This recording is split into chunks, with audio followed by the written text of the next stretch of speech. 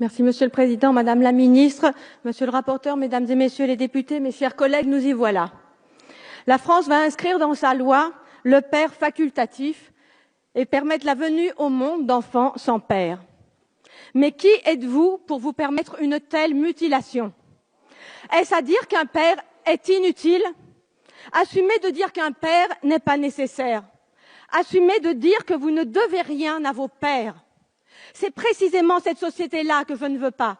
Celle qui dit qu'elle se fait toute seule. Celle qui dit que l'autre n'est pas nécessaire. Alors pour moi, voyez-vous, il n'y a pas plus grand que l'homme. Et vous le piétinez, vous le réduisez à rien, à ses gamètes, à 1/60 millième de millimètre. Un donneur, vous appelez ça.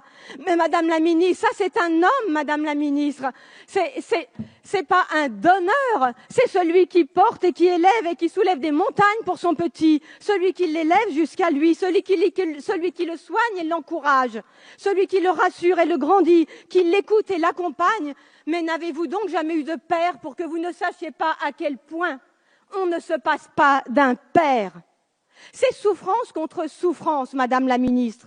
Il ne faudra pas dire « cette France-là a été humiliée ».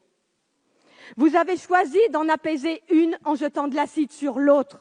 C'est souffrance contre souffrance, je vous l'assure. Bien sûr, une mère peut faire ça. Évidemment qu'une mère peut tout faire. Et alors? Faut-il donc séparer et supprimer les pères? C'est ce que vous faites, Madame la Ministre. C'est ce que vous faites, Mesdames et Messieurs les députés. Et j'espère que vous aurez conscience de la société d'élimination que vous créez. J'idéalise les pères, me dit-on. Mais n'idéalisez-vous pas les mères? 30% des maltraitances sont dues aux mères. Nous devons légiférer pour un corps social. À force de Nous devons légiférer pour un corps social et à force de légiférer pour des catégories, des groupes et des sous-groupes, chacun tire de son côté, c'est la loi du plus fort. Vous créez les communautarismes contre lesquels vous prétendez lutter. L'enfant est le témoin privilégié de la force de l'homme et lorsque l'homme devient père, cette force se transforme au service au plus petit. Lui seul peut apprendre ça à l'enfant et conjure ainsi la loi du plus fort. Et vous choisissez de faire sans eux, de ne prendre d'eux que ce qui vous intéresse, leurs gamètes, et de jeter le reste. Mais l'homme est un tout, Madame la Ministre. On ne prend pas que ses gamètes et jeter le reste. Il n'y a pas plus noble que l'homme, et seul l'homme nous montre que servir est l'acte le plus noble qu'un être humain puisse accomplir.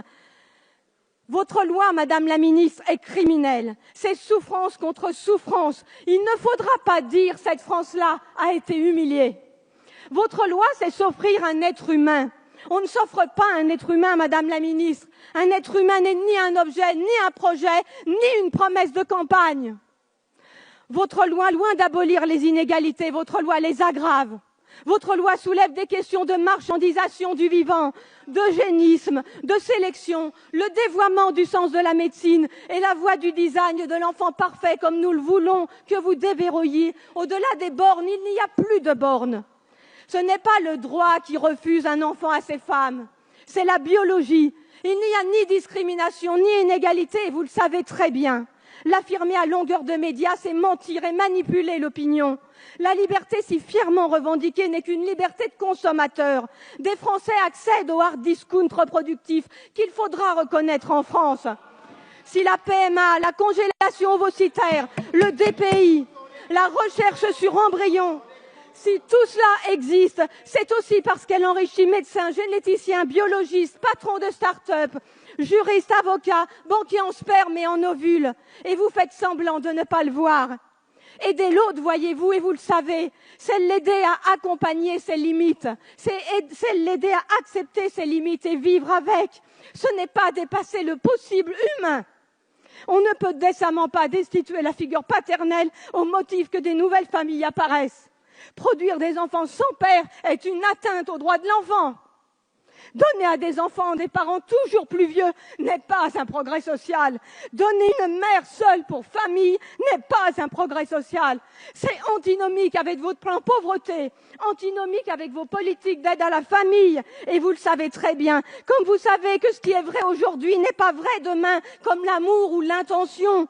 Vous savez tout cela, mais vous cédez à la société gouvernée par ses seuls désirs. Vous cédez à la société gouvernée par ses aux frustrations et vous cédez à cette conquête de droit à l'infini, comme si la liberté s'y trouvait. Quelle leurre! Vos arguments nient le bon sens. Au nom de tous les enfants qui ont manqué de père. Je suis obligé de couper le micro. Je vous en prie. Je vous remercie. Je suis obligé de contraindre le temps de parole. Je vous en prie, s'il vous plaît, Madame Thiel. Je vous remercie.